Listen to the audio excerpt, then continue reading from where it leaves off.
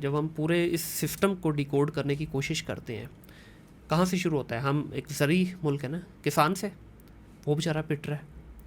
किसान को हर फसल के एंड के ऊपर जो है एक सदमा मिलता है, हर फसल के एंड के ऊपर उसको कोई नया सरप्राइज़ मिलता है। कोई एक फसल मुझे बता दे पिछले 2 3 4 साल में निकाल के जहाँ पे किसान ने कहा अल्हम्दुलिल्लाह। फिर उसको तो अल्हम्दुलिल्लाह कहने का मौका ही नहीं मिल रहा। गंदम उसकी सर हम लॉस में उठा रहे हैं, उसको ये तसल्ली दे रहे हैं कि बेफिक्र हो जाओ, हम तुम्हारे साथ खड़े हैं, अगली दफ़ा क्योंकि हमने खाद की कीमत कम कर दी, हमने बीज की कम कर दी, अगली दफ़ा इसका फ़ायदा हो जाएगा। अगली दफ़ा आता है कोई नया उस पर डिज़ास्टर।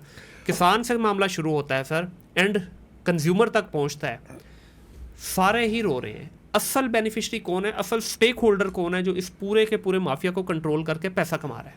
वो हैं जिन्होंने 7 लाख टन चीनी एक्सपोर्ट करने की इजाज़त दी। ठीक है। अगर वो 7 लाख टन चीनी फरवरी में एक्सपोर्ट करने की इजाज़त ना देते सही।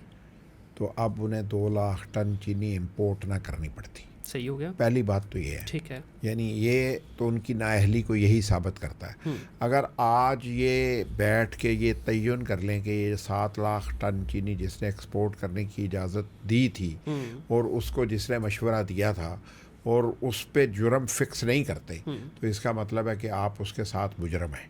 सही। सबसे पहले तो उस शख्स को जिसका डाटा गलत था, जिस शख्स ने आपको गलत इन्फॉर्मेशन दी, आपको उसका फ़ैसला कर रहा है, और सबसे पहले कौम के सामने उस शख्स को लेके आना चाहिए कि इस शख्स ने हमें गलत डाटा प्रोवाइड किया था और इसके मशवरे पर काबीना ने ये 7 लाख टन चीनी एक्सपोर्ट करने का मशवरा मानते हुए उसकी समरी जारी की थी। अगर वज़ीर-ए-आज़म पाकिस्तान से मेरा ये भरपूर मुतालबा है, और आज तो फील्ड मार्शल साहब से भी मेरा यही मुतालबा है कि वो 7 लाख टन चीनी एक्सपोर्ट करवाने वाले शख्स का नाम तो पता करके कौम को बता दें कि वो कौन था। अगर आप उस एक शख्स को निशान इबरत बना दें तो चीनी कभी कम नहीं होगी।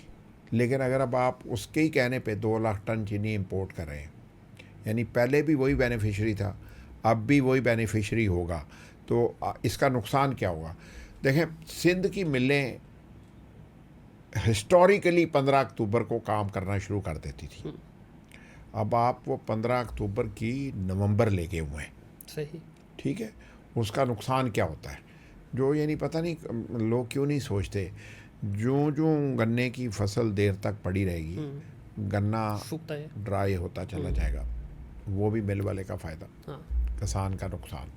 ठीक है, और तब तक उसके गोदाम खाली होना शुरू हो जाते हैं, तो वो प्राइस शॉर्टेज की तरफ जानी शुरू हो जाती है।